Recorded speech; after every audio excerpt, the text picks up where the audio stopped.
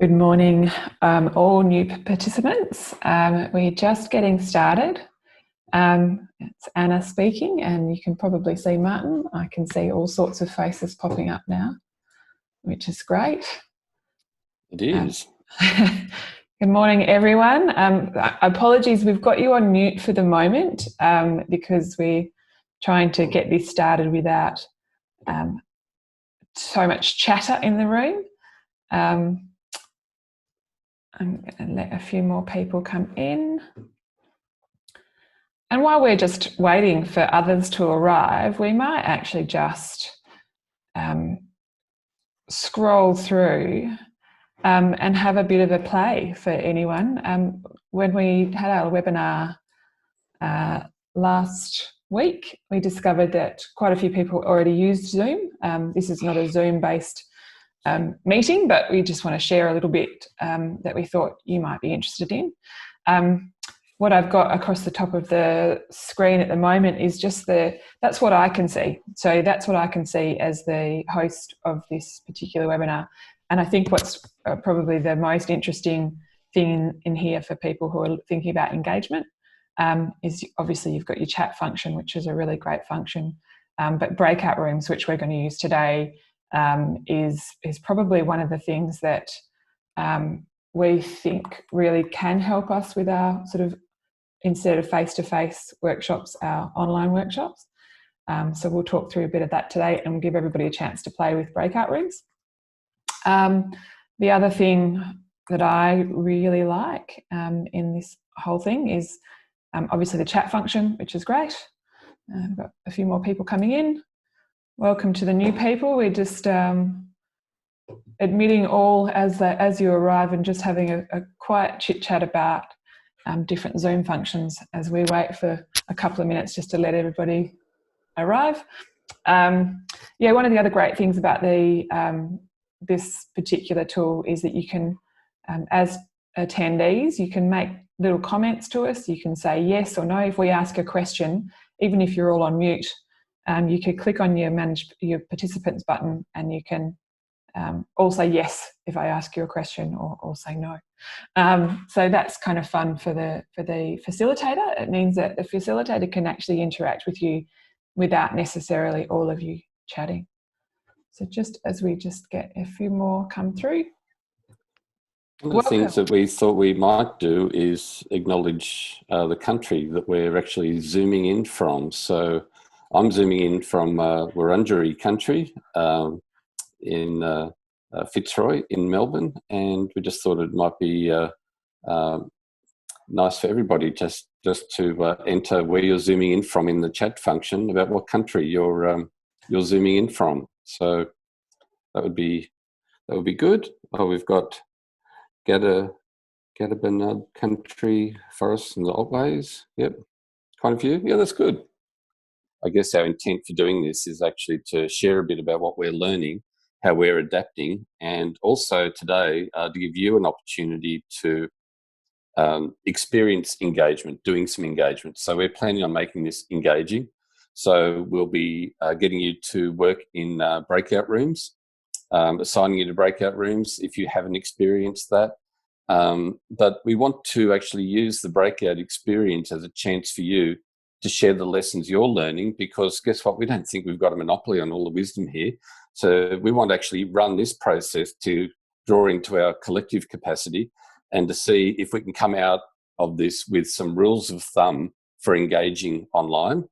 We're, in terms of an online interactive experience like this, and we'll publish it. We'll put a blog out there and talk about what we've created together. So that's kind of one of the things we've decided we would do. As we're talking about it last night, we thought, you know what, we want to not just talk about our stuff. We need to put you to work and get you to share some stuff that you are doing and learning along the way. I think we're all rapidly learning at the moment. Exactly. So by way, I think we've got most of the people that are probably logging in. I think we might do a quick intro of ourselves in case you don't know who we are.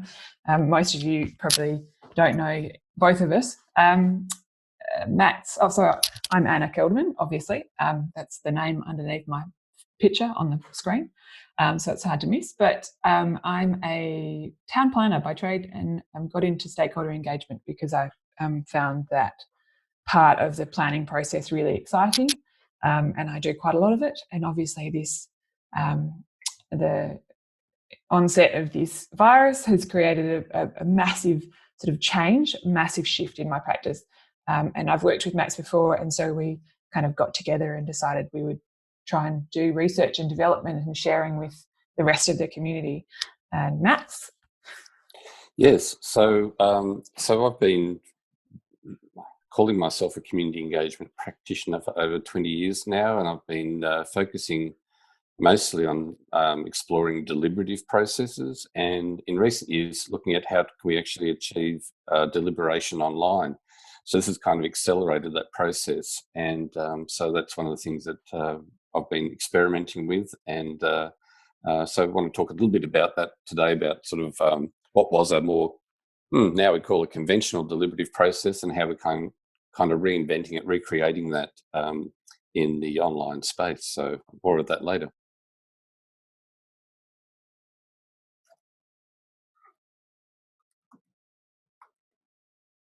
So you're on mute, Anna. Sorry, I am. Sorry, good lesson learned. So I'm going to do a little quick screen share here. I just wanted to say we're not going to do too much slide work today. That's not very exciting. And this is probably some of the lessons that we've learned in the first couple of weeks of rapidly retooling our engagement. This is only a few because we want to talk with you a little bit more about that. But I guess one of the things that's sort of become really apparent is these meetings are not that invigorating. When we have face-to-face meetings, we can have a bit of energy, we do little exercises, we get people up, we get them down. It's not quite so invigorating to sit into a meeting like this. So we probably want to make the meetings shorter rather than longer, and maybe providing quite a bit of pre-work or video introductions could reduce time. I said we weren't going to do too much screen sharing and jumping back and forward like this, and that's because jumping back in and out of presentations and across different speakers can be quite distracting.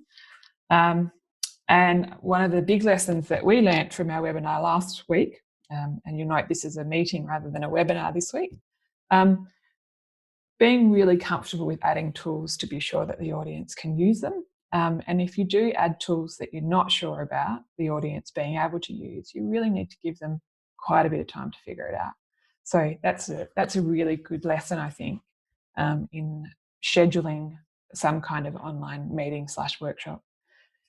The other one is, I'm calling it that, 10 minutes is the new 15. Like basically everything takes an extra third longer, just because of the functionality of different tools. And much like we've put you all on mute for this, sort of encourage people to turn off other apps and programs.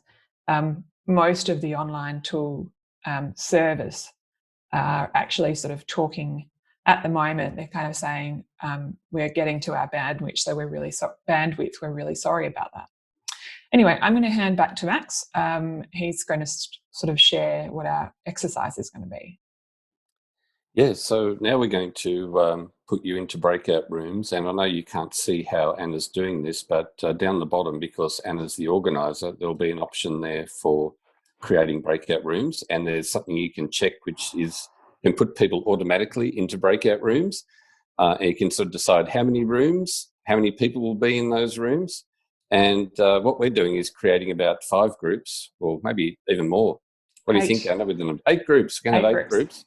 And what we want you to do is to talk about what you are learning with each other. And we want you to, as some new insights are coming out, if you could actually drop them into the chat area, which is you'll see at the bottom of the screen. So if you can say, here's some of the stuff that we're learning. And this is basically to help us generate our rules of thumb that we're going to collectively come up with. So you've got a certain amount of time to do this.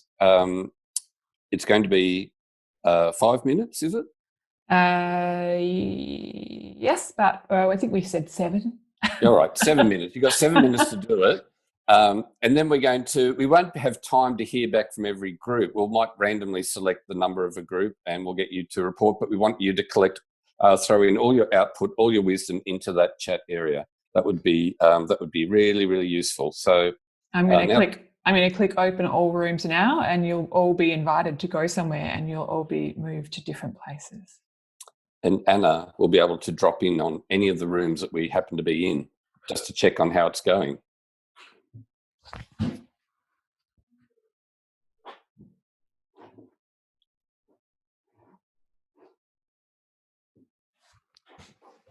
Ooh. Hello, Nicole. You're not assigned somewhere. I'll have to assign you to room 4. Get around and walk as well, I guess. Yeah, definitely. Hello. Hello. Sorry, I just dropped in to say hello. Yeah, I love that. How are you? Really cool. So this is something that you can do if you're hosting. You can just drop in. So if you were running a workshop and you sent a few participants off to have a private discussion, you can still, as a facilitator, wander around. That's great. So it's quite cool. And did you see my broadcast before? Yes, I saw it pop up a bit. Yes. Perfect. All right, I'm going to leave you. Keep going. Thanks for dropping in. No problem. Thanks, Anna. What we would normally do is have a group conversation.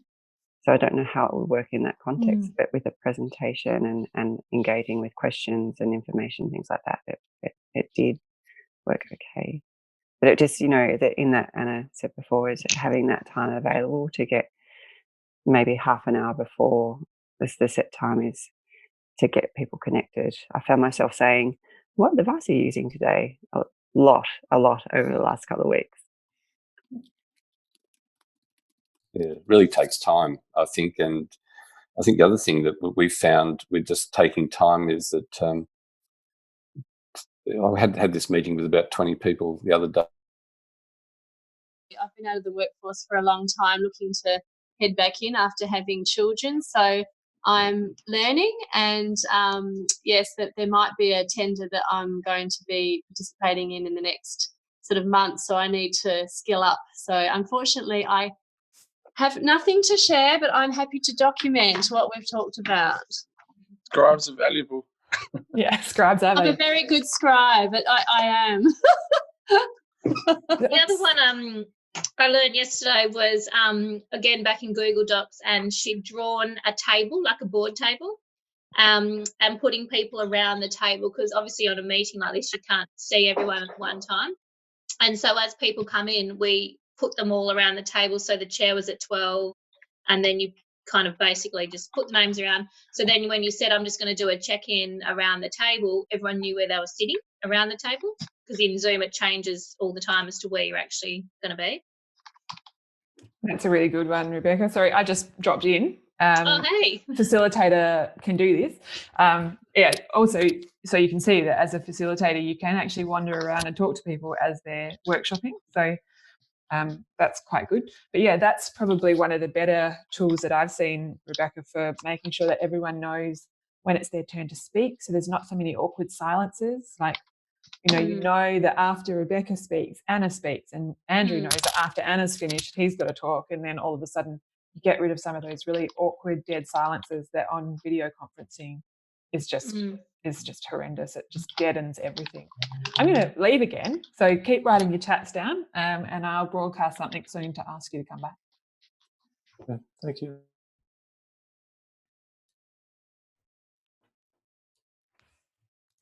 Hi, Catherine. How you going? Good. Hi. Good to see you. We've got everyone in breakout rooms. So I can assign you to a breakout room now, and then you can just have a quick look at how that works. Welcome aboard anyway. Thank you. So I'll assign you. You'll go there. You're not going to be in there for much longer anyway now, but it'll be nice for people to see that, how somebody who comes in a bit later. Comes in late. Yeah. Just like real life.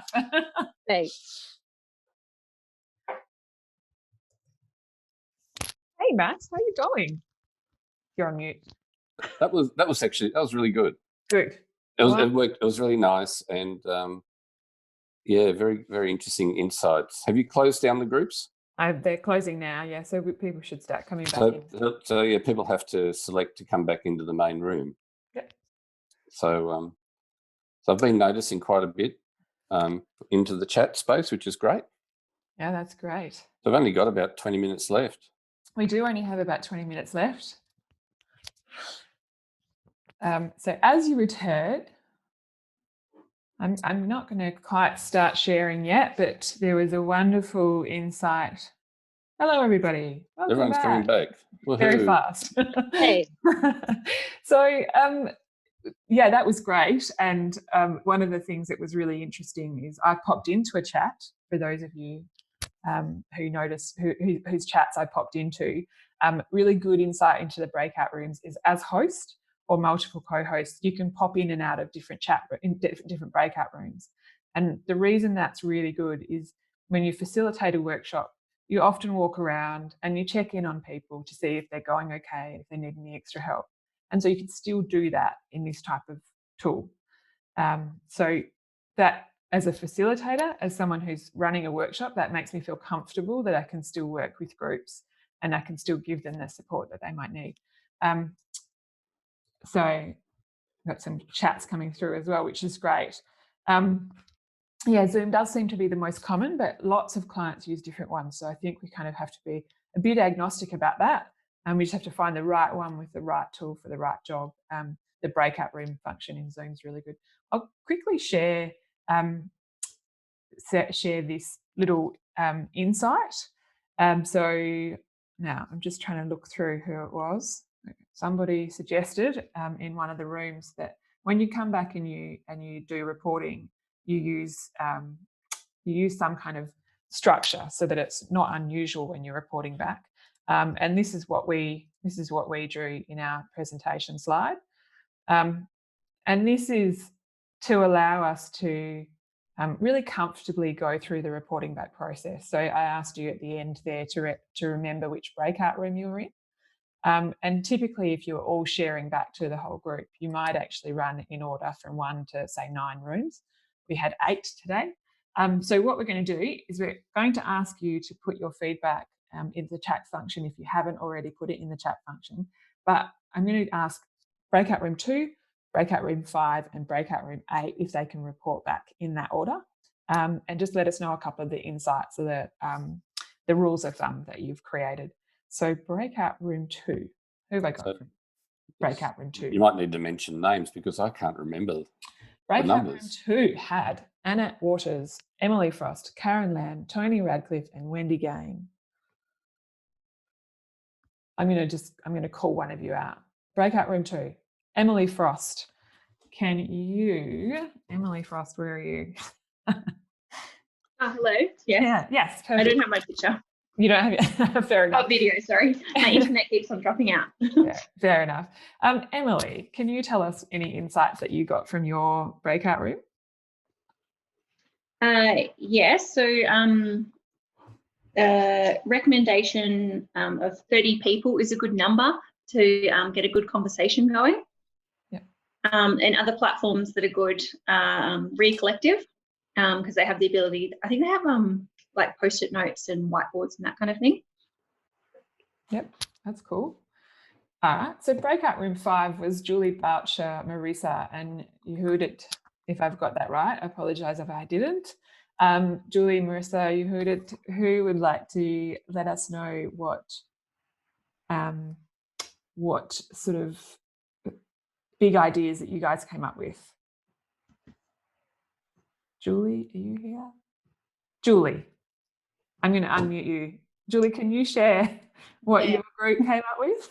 So Marissa very helpfully has actually put it all on the chat. So some of the things we talked about was learning and the need to prepare and allow time for setup. So it's all ready. Have good equipment and good lighting. Don't have a busy background or clothing. So, earrings that dangle and distract, bright stripy or checkered clothing, that kind of thing. Use your facial and body language. Be mindful of the time of day with the internet stability. In some places like New Zealand, it's really bad in the afternoons. And smaller chunks of time might be good for larger sessions. In particular, at the moment, a lot of people then have an opportunity to balance family and other things rather than jam in a massive 6-hour workshop, jam in, say, 2 hours over 3 days or something. Nominate someone else to watch the chat, because it can be really hard to facilitate a meeting plus manage the chat. And we'd all had previously had limited experience with virtual conferencing, like used Teams and things for meetings only, but not for sort of webinars and conferences and breakouts. Yeah, that's great. And I'm going to duck quickly before Max is actually going to talk to some of those things just shortly, but I'm going to duck quickly to breakout room 8, which was Amanda Thomas, Andrew Coulson, Jem Tesorio, sorry, I could not get that in my head, and Rebecca Stevens. Amanda, I'm going to unmute you. Tell us what you heard, because I know you were the scribe. So we did come up with a few key lessons learned. One was basically ensuring that you can record the sessions so that you won't lose all the data. So being able to ensure that you use a tool where recording is possible. There was mentioned by Rebecca in Albany a good tool called Google Jamboard, which was another one that someone just mentioned, similar, where sticky notes can be used, and you can also use PowerPoint in that. So sticky notes can be anonymously put up on a board, which sounds really good. Slack was another one that someone mentioned. Trial before you use the tools is a theme coming through everywhere. And yes, try to find a common platform that everybody is going to feel comfortable with, I guess, is one of the key take homes as well. Yeah, that's great. I think the trial before use one, I think, is really key. And it's kind of one of the reasons that we're doing this a bit too, is because we feel like everyone kind of wants to have a bit of a go at it. And hopefully we are actually recording this. We'll send it to you all.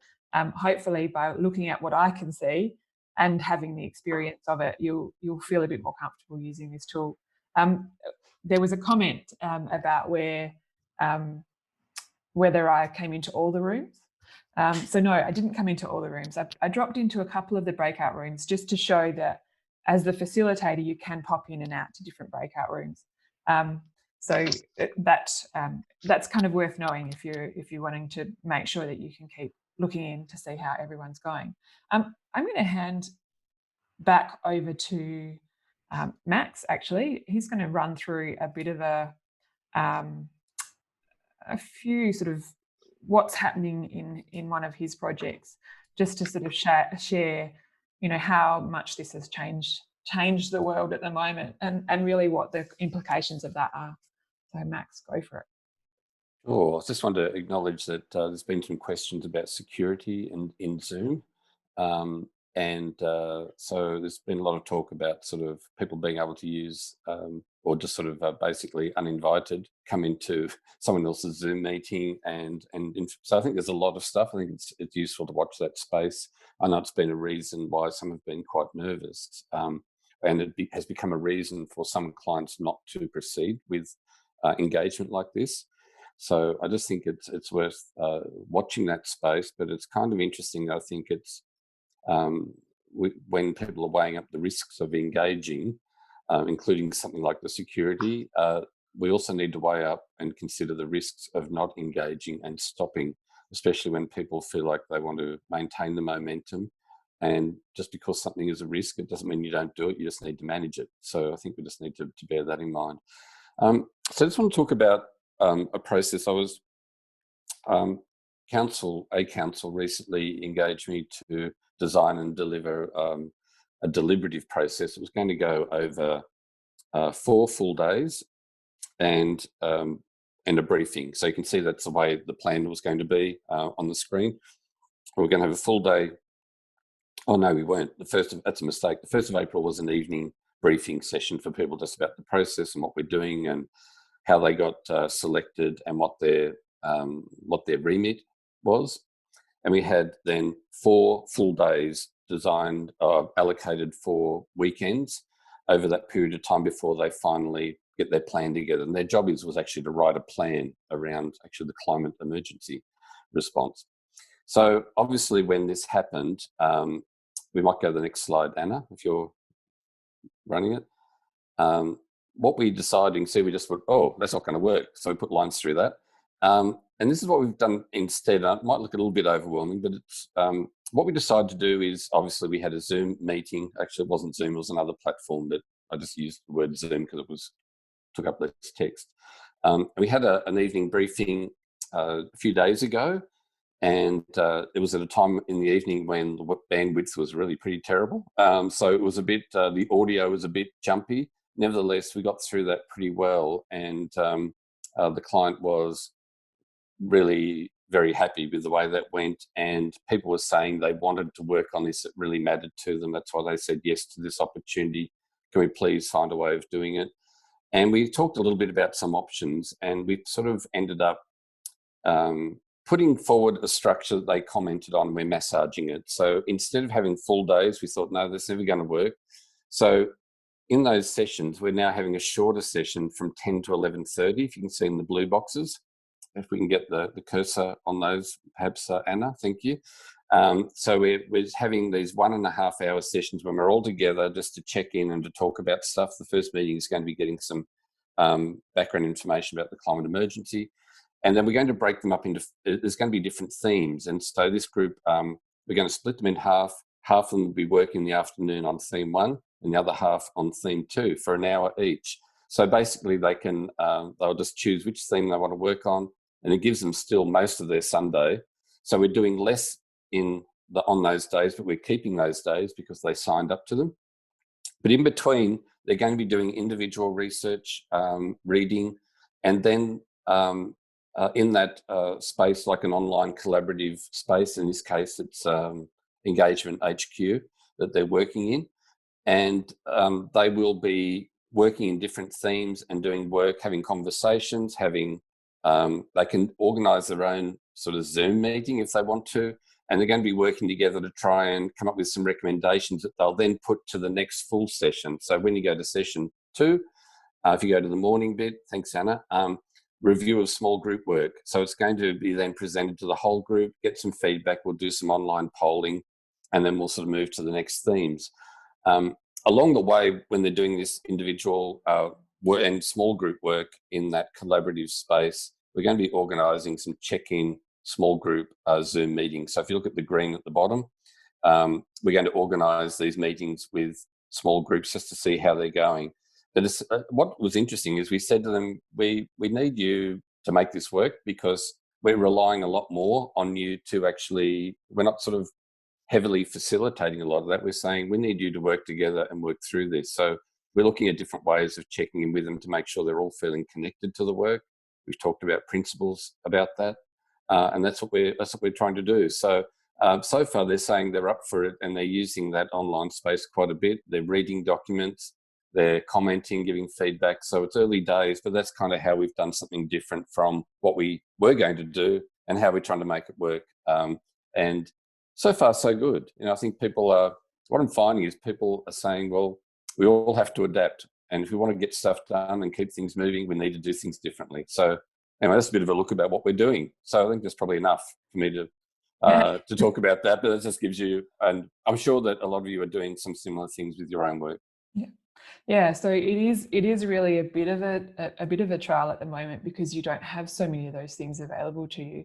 I think one of the things that we, I guess, are all kind of struggling with is it seems that we're all spending a lot of time restructuring our current engagement, but the reality is that we're kind of just forming it in slightly different ways. And I think Max and I were both observing in the last week that it's taking a lot of energy.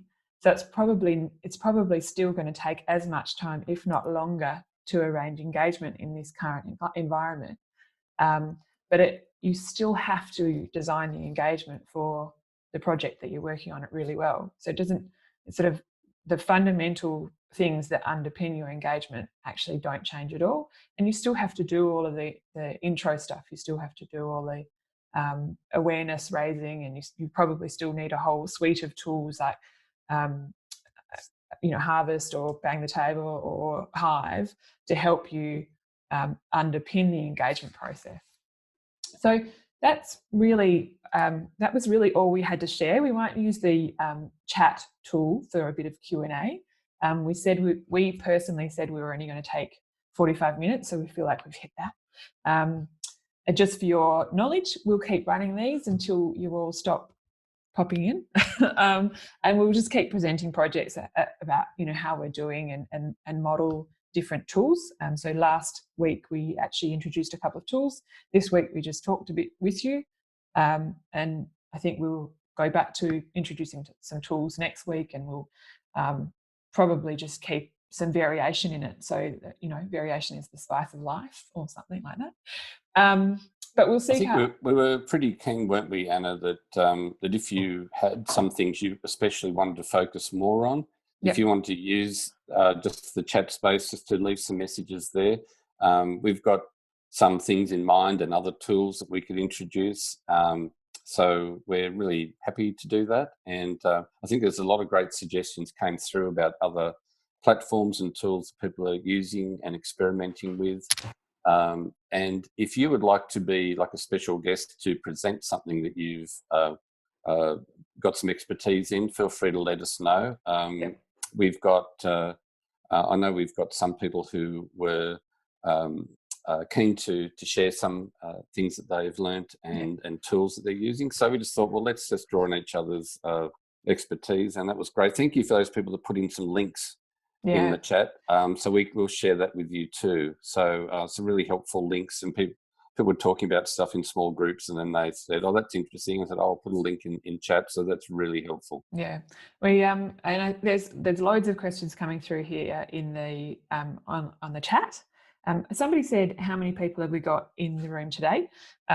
We've got 36 in the room today. So it's a good number of people sharing their insights. But I think you can have in Zoom, you can have an extraordinarily large number, up to say 10,000 on a webinar, but you use a different tool for different purposes. So we used the webinar tool last week, which is much more like a presentation tool. So as if you attend a conference, we've used the meeting tool this week so that we could example the breakout rooms. And I just wanted to say, we've got Andrew Colson here in our group, which is great to see. It's great to see everyone. I'm picking on Andrew because I know that Andrew's been very active in this space, active with IP2, now working with the Hive. That's right, isn't it? And so you're getting across lots of tools, and I'm sure you've been a very good contributor in your group, Andrew. So it was great to see you. So what's some of the stuff that you've been learning around the traps? Yeah, I mean, I'm probably I said in my group, I'm in quite an envious position in that I've had 18 years in public sector, and recently, like last 4 months, switched over to the private sector, now working for Harvest Digital Planning, who provide an engagement platform called The Hive. And so I've been able to bring that experience of working in the public sector to them, but now just being a work at home person. So I've been working at home for the last 4 months. I've kind of been on the front foot of what everyone else is now experiencing.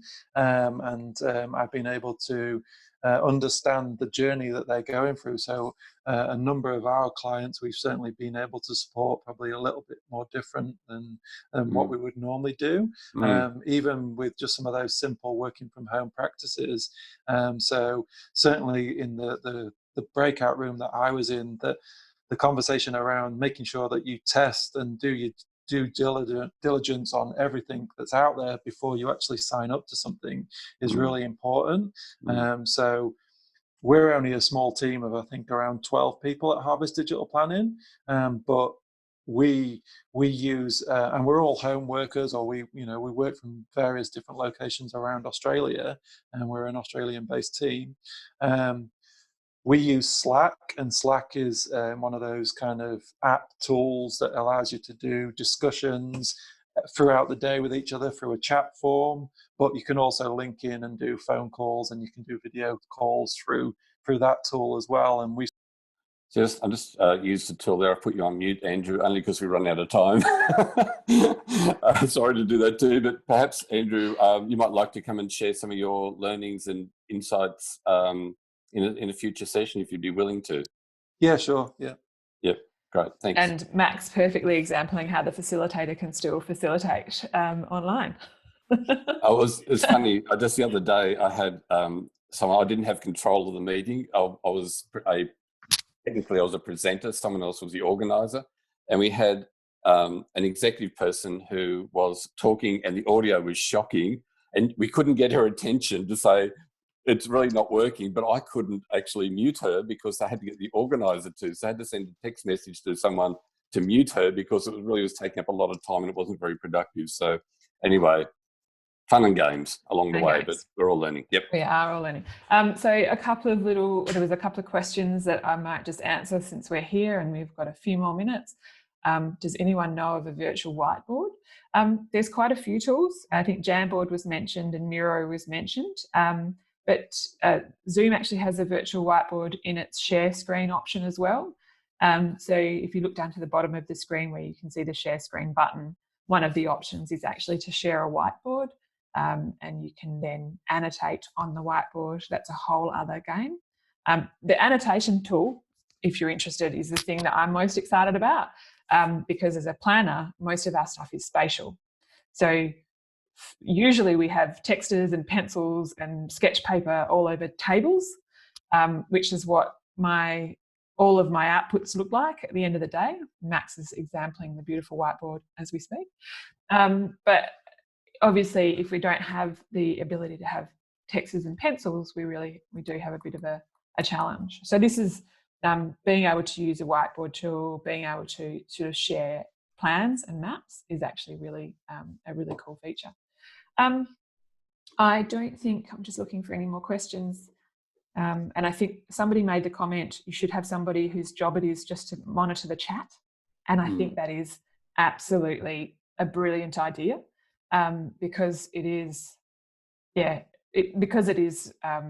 quite challenging as a facilitator to be looking at everyone's facial expressions and trying to figure out if somebody wants to get our attention and reading the chat and making sure that the people who are meant to be talking are not muted, which both Max and I have done today a couple of times. So virtual whiteboards, I think Andrew's commenting on that.